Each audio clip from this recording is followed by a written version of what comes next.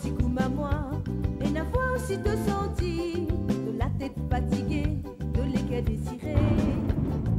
Tout n'a pas bon pour eux, de racines ni de couleurs, de l'amour, les clandestins, mais c'est au voisin. Tiens-moi si comme à moi, et n'a fois aussi te senti, de la tête fatiguée, de l'équerre désirée. Tout n'a pas bon pour eux, de racines ni de couleurs, de l'amour, les clandestins, mais c'est au voisin. Tiens-toi, moi, Mosé, oui, voisin, voisine, trouve beaucoup ses clés. Tiens-toi, moi, Mosé, voisin, voisine, trouve beaucoup ses clés. Oui, ça n'a pas si, même parfois bien triste, comme me trouve les guerres, l'autonomie. À nous prendre nos destins, ensemble donne-nous la main, Nous pas pour malheureux, pour l'éternité. Nous combattre pour l'amour, pour sortir pour toujours. Nous n'a pas souhaité malheur, pour blesser les guerres. à nous prendre nos destins, ensemble donne-nous la main, Nous pas pour malheureux, pour l'éternité.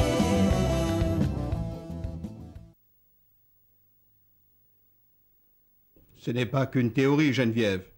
Il s'agit d'un principe de vie. Qu'est-ce qui se passe ici? Bonjour papa. Tu arrives bien, Krish. Ton fils perd complètement les pédales. Jonathan s'est fait avoir en beauté. La fille solide, tu connais ces gens qui... Je sais qui ils sont. Mais c'est quoi le problème au juste? Ils ont réussi à convaincre Jonathan d'épouser leur fille. Mais c'est faux. Arrête, maman. Papa, j'aime Priti. Et nous avons décidé tous les deux de nous marier. Je trouve tout ceci un peu rapide. Mais si, comme j'ai entendu dire en rentrant, cette jeune fille et toi, vous avez pris la peine d'en parler. Si c'est bien ce que vous voulez, j'ai pas d'objection. Mais Mais ce n'est pas possible, tu ne parles pas sérieusement. Tu acceptes tout en bloc et voilà, c'est terminé. non, nous en reparlerons une autre fois. J'ai encore des choses à vous dire. Écoute, Jonathan, je viens de passer une journée épuisante. Nous avons de gros problèmes au bureau en ce moment. Alors, pas maintenant, s'il te plaît. Mais quand, papa? Quand? Tu n'es jamais là. Tu consacres tout ton temps à ton travail, ton entreprise, tes problèmes. Et ta famille dans tout ça, qu'est-ce qu'elle devient? Tes clients ont beaucoup plus de chance que moi. Il faut peut-être que je prenne un rendez-vous à ton bureau pour que tu m'accordes quelques minutes de ton précieux temps.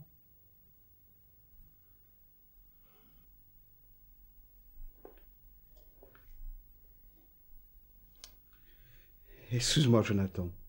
Je manque à tous mes devoirs. C'est vrai.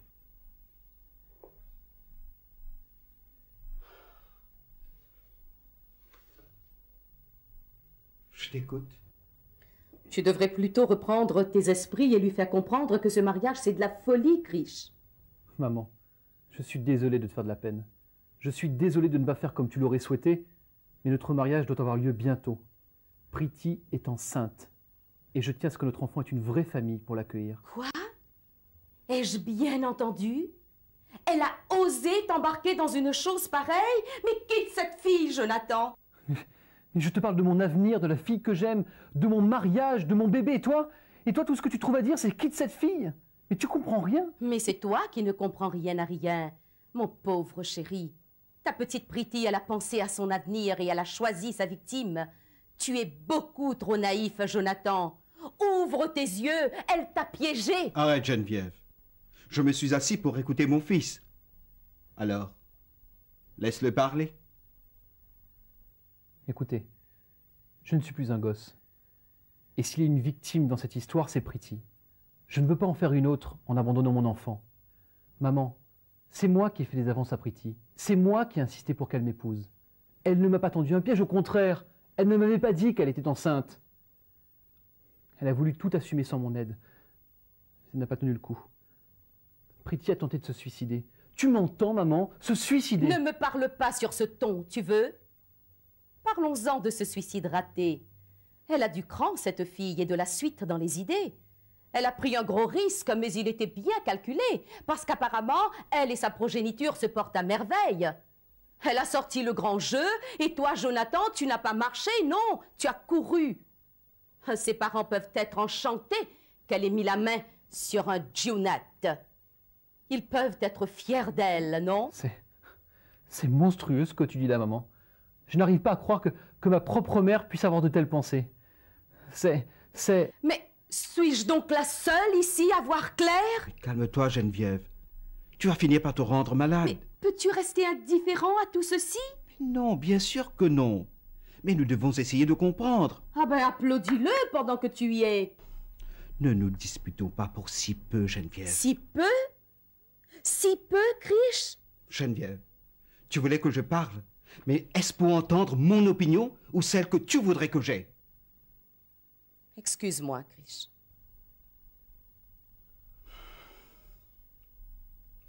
Je m'excuse moi aussi, Geneviève. Maman. Papa. Jonathan, je trouve dommage que les choses se passent de cette façon. Ta sœur et toi, vous avez été élevés avec certains principes, certaines valeurs. Et je ne te cacherai pas que j'ai de regrets de te voir brûler ainsi les étapes. Ce qui est fait est fait. Je ne te juge pas. Quand je pense à ce qu'a été ma vie passée et la tienne, quand je pense à mon histoire, aux circonstances qui nous ont réunis, je n'ai pas le droit de juger. Ni Jonathan, ni cette jeune femme. C'est vrai, Krish, mais cette jeune femme, Priti, n'a pas dû avoir des moments faciles non plus. Ne crois-tu pas qu'elle a aussi le droit de s'en sortir? Que tous les deux, ils ont le droit de construire leur bonheur comme nous? que puis-je répondre à ça? Tu as sans doute raison, Krish. Jonathan, tu fais preuve de beaucoup de courage et de maturité, mon garçon. Ne pas abandonner son enfant, c'est la bonne attitude. Je suis fier de toi, mon fils. Merci, papa. Tout cela est très bien, Jonathan.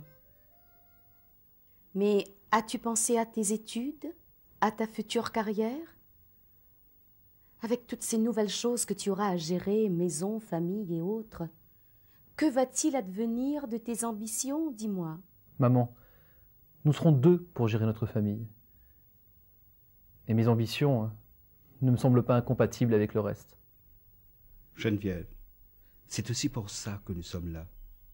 Nous devons être à ses côtés pour l'aider à réussir cette nouvelle vie. Et puis, prends soin de nous aussi. Nous allons bientôt être grands-parents. C'est bien ce que nous souhaitions tous les deux, n'est-ce pas? C'est vrai, tu as sans doute raison, Krish, nous en avons parlé. Mais je n'étais pas aussi pressée. Mais ma chérie, ce n'est pas la fin du monde. Au contraire, c'est une nouvelle vie qui commence. Tu seras une jeune grand-mère et tu profiteras plus longtemps de ce bébé. Quand nous en parlions, tu disais même que les petits-enfants, c'est comme nos propres enfants, avec les petits inconvénients en moins. Mais quel genre d'inconvénients? Oh, rien de dramatique, rassure-toi. Tu découvriras cela bien assez tôt. Pour résumer, disons qu'il s'agit de l'éducation de ton enfant, des langes et autres petites misères quotidiennes. J'en parle, mais c'est surtout ta mère qui a connu ça. Écoutez, les Solis veulent vous rencontrer. Quand? Ben, le temps presse.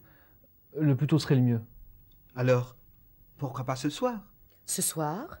Mais c'est pas un peu rapide, ça? Non, ce serait génial. Je vais les appeler pour voir s'ils sont disponibles.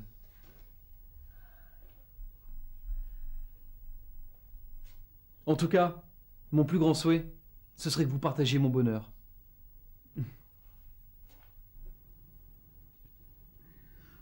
Cet enfant, et d'autres encore un jour, je l'espère, sera ce nouveau souffle qui va prolonger la vie de notre famille. Quand nous ne serons plus là. Jonathan, j'ai quelque chose d'important à te dire. Ah oui? Eh bien moi aussi j'ai une grande nouvelle pour toi. Je viens d'avoir une conversation avec papa et maman, et je suis bien content que ça soit terminé.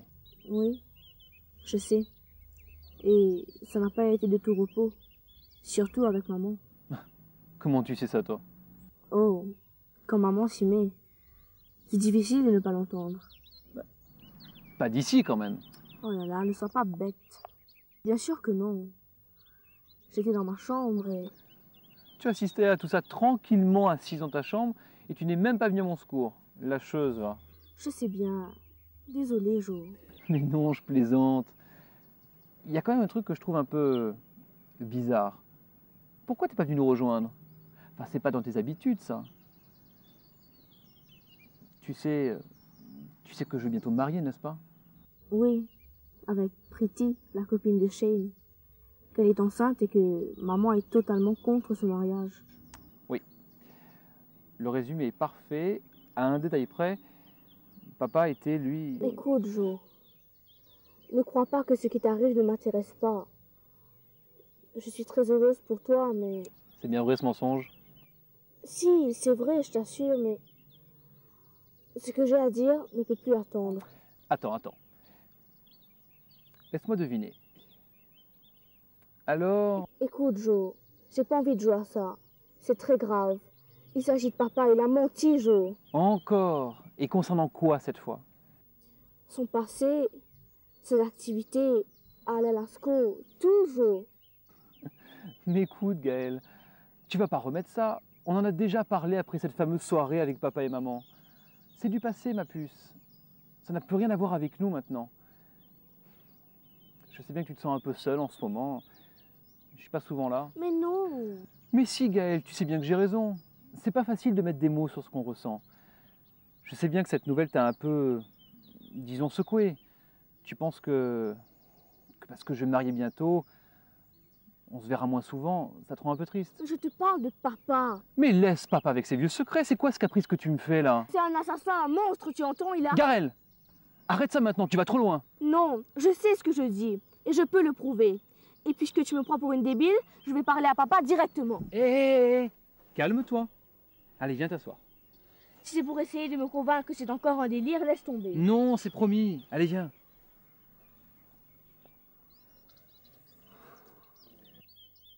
Gaël, tu te rends compte que c'est très grave là. On ne parle plus de petits mensonges ou de trucs bizarres. On parle de tuer quelqu'un. Je sais que c'est grave. Et c'est pour ça que j'ai peur, Jo. Oui, je comprends, mais explique-moi, comment? Ton père. Je veux dire, ton vrai père. Jean Dupont? Oui. C'est lui qui a donné cet ordre à papa. L'ordre de tuer quelqu'un? Et papa l'a fait. Il a tué Al Alasco, mais il n'est pas mort. Il est même revenu ici. Attends, pas si vite. Lasco? C'était pas l'ami de papa? Celui qui était à La Réunion? Mais papa a dit que...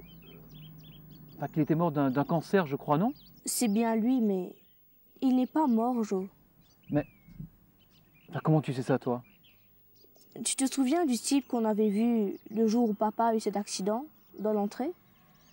Ouais. Eh bien, c'était lui, Alain Lascaux. Je le sais parce que je l'ai revu plusieurs fois. J'ai même accepté de le cacher ici. T'as quoi? Arrête de crier. Je n'aurais jamais dû, mais il n'est pas dangereux, tu sais. On l'avait installé dans la remise, mais il ne devrait plus être là maintenant. Tout à l'heure, j'ai dit aux filles que je ne voulais plus continuer.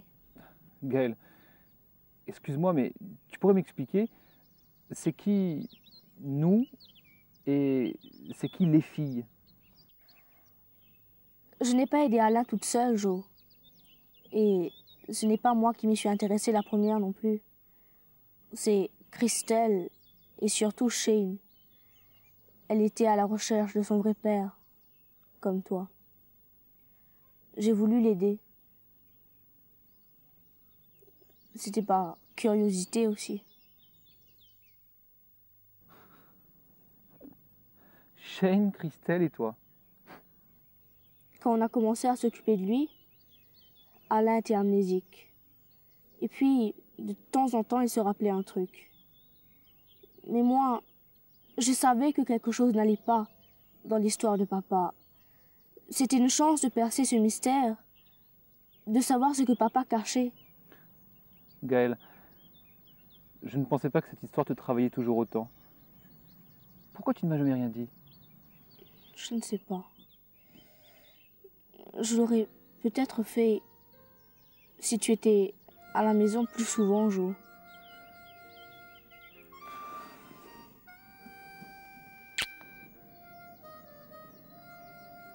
Pardon, ma puce. Je sais ce que tu ressens. Je suis désolé.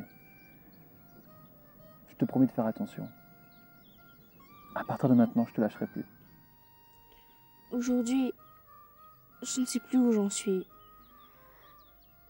Je regrette tellement d'avoir... Si seulement je pouvais tout effacer. Ah, laisse tomber Lascaux. C'est ce que tu as décidé de faire, non? T'as pris la bonne décision, ma grande. Ça va aller mieux maintenant. Non, ça ne va pas, Jo. Et ça n'ira jamais mieux. J'ai l'impression de ne plus avoir de père. Qu'est-ce qui va nous arriver maintenant, Jo? Comment on va faire? J'ai peur de vivre ici, dans cette maison avec... Ah. Allez, laisse-toi aller.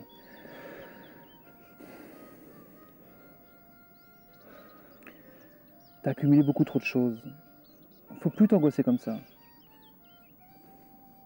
Je sais que c'est pas facile et pour tout te dire, je suis moi-même un peu secoué par tout ça. Mais c'est pas la fin du monde.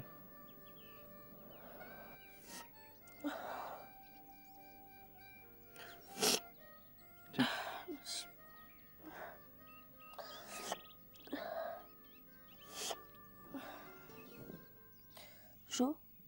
Écoute-moi encore une petite minute, Gaël. Je n'ai pas de solution miracle, mais je pense qu'il n'y a qu'une chose à faire. Et c'est quoi? Tiens-toi bien. C'est exactement ce que tu voulais faire tout à l'heure. Parler à papa. Mais je tiens à être à tes côtés. Après la visite au Soli, je m'arrangerai pour te rejoindre et nous mettrons au point une stratégie. Mais il va encore nous mentir et... Non, Gaël, non, pas cette fois. Pas si on lui parle des faits calmement. Je ne pense pas qu'il puisse reculer indéfiniment.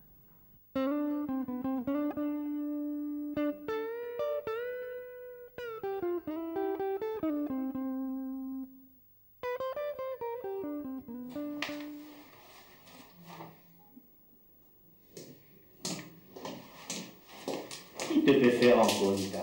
Qui te peut préparer? Caviar, champagne pour nos invités de marque? Franchement, Dave, parfois tu as une manière, si je dis non. Moi? Mais mon papa dit personne.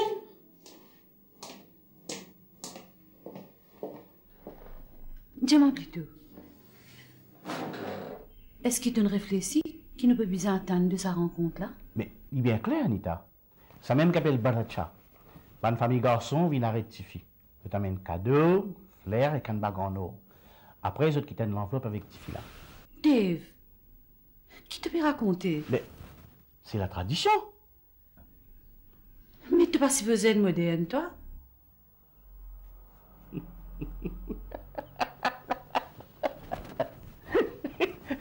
Moi, bien maille-toi là, hein? D'ailleurs, bague bonne fille, donner le zou là. Tu es trop stressé, Nita. Relax. Relax. Rassure-toi. Aussi longtemps, personne ne va me les pieds. Aussi longtemps, personne ne va venir faire grand noir dans la case. Tout pour passer sans aucun problème. Là, je reconnais toi, Dave. Tu connais, Nita? Nous ne sommes pas modernes, comment te dire. Mais il y a un minimum système de bien suivre pour moi et une fille. Appelez tradition, comment te l'est. Mais c'est nos racines. Oui, je suis bien d'accord avec toi, Dave. Mais...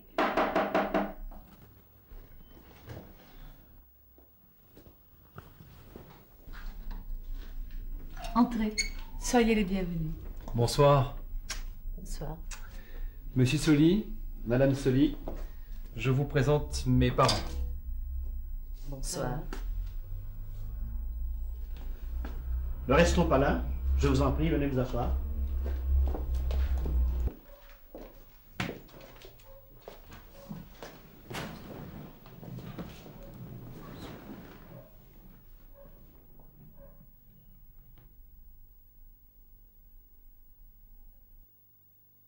Et votre fille? Vous avez bien une fille, n'est-ce pas? Oui, c'est exact, Gaëlle. Mais elle n'était pas très en forme cet après-midi. C'est étrange, mais ça me paraissait plus grand quand je suis venue voir Shane. Maman! Oh, excuse-moi, je ne devrais pas parler de Shane, n'est-ce pas? D'ailleurs... Shane, c'est mon ami. Et... Waouh! Que tu es belle! Maman, papa, je vous présente Pretty.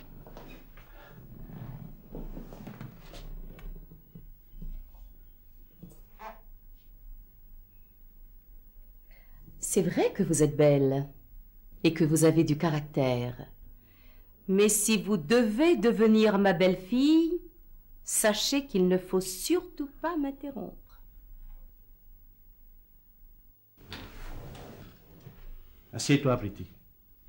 Madame Junat, si vous voulez apprendre les bonnes manières à ma fille, c'est très bien. Mais vous êtes ici, chez moi. Et la politesse n'est pas le principal sujet de cette rencontre. Asseyez-vous donc. Asseyons-nous, Geneviève. C'est plutôt nous qui sommes mal polis. Oh, ça va, je me tais.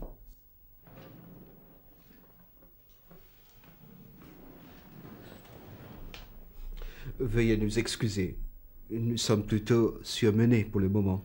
Oh, ne vous excusez pas. C'est un très grand honneur pour nous de faire la connaissance d'une famille au nom si prestigieux. Pas plus que le vôtre, je vous assure. Bon, avant toute chose, puis-je vous offrir quelque chose à boire?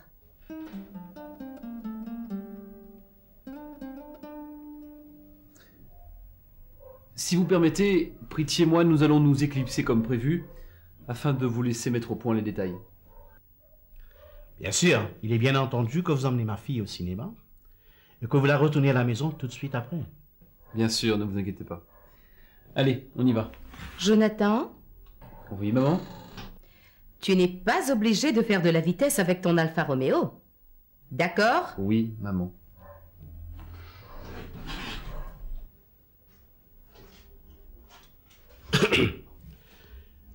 Vous risquez de me trouver un peu trop direct. Mais avant d'aborder l'organisation du mariage lui-même, il y a une question qui nous inquiète beaucoup. Étant donné que Jonathan est encore à l'université, comment compte-t-il s'y prendre pour s'occuper de Pretty et faire vivre sa famille? Si cela peut vous rassurer, nous avons déjà un peu fait le tour de la question. D'après les traditions, vous devez savoir que Pretty doit venir habiter chez nous. Et il est évident que, vu la situation actuelle de Jonathan, nous serons là pour apporter au couple toute l'aide dont il aura besoin. Je veux simplement être sûr que ce jeune homme ne va pas se faire assister indéfiniment par maman et papa. Monsieur Sully, je n'ai pas élevé mon fils pour en faire un assisté. Mais voyons les choses en face. Ce mariage a quelque chose d'exceptionnel. Nous avons un petit enfant qui va arriver plus vite que prévu. Jonathan aura besoin d'un coup de main jusqu'à la fin de ses études. Ils vont donc loger chez vous. Jonathan sait que la maison lui est ouverte. Mais il a parlé d'aménager la dépendance dans la cour. Mais je pense que c'est à eux de décider ce qu'ils veulent faire, à leur propre rythme. Notre rôle est de les guider pour les aider à avancer. C'est en tout cas ce que je pense. Je pense que c'est très bien. Je n'ai rien à redire à cela. Dave? Bien sûr, nous pouvons peut-être entrer dans le vif du sujet. Le mariage? Oui. Vous savez peut-être que Pretty et Jonathan souhaitaient que leur mariage se fasse entre intimes. Mais ils n'y pensent pas. Il n'est pas question de faire un mariage à la sauvette. Je vois que nous nous comprenons parfaitement, Madame Junat. Nous devons maintenant décider de la date du mariage et du nombre d'invités pour les différentes cérémonies et... Monsieur Sully, excusez-moi, mais je crois qu'avant tout, nous devons décider de la dose de tradition que nous voulons suivre. Parce que si nous sommes des disciples aveugles, nous risquons de nous noyer. Mon père était un laboureur. Ah bon? Mais oui, tout comme le vôtre. Ce n'est pas si étonnant. Dans ce pays, nous sommes pour la plupart des descendants d'esclaves ou de coulis.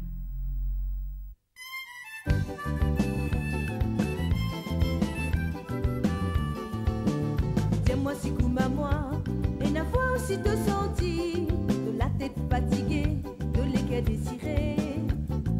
Tout n'a pas bon pour de racines ni de couleurs, de l'amour, les clandestins, et c'est tout. voisin.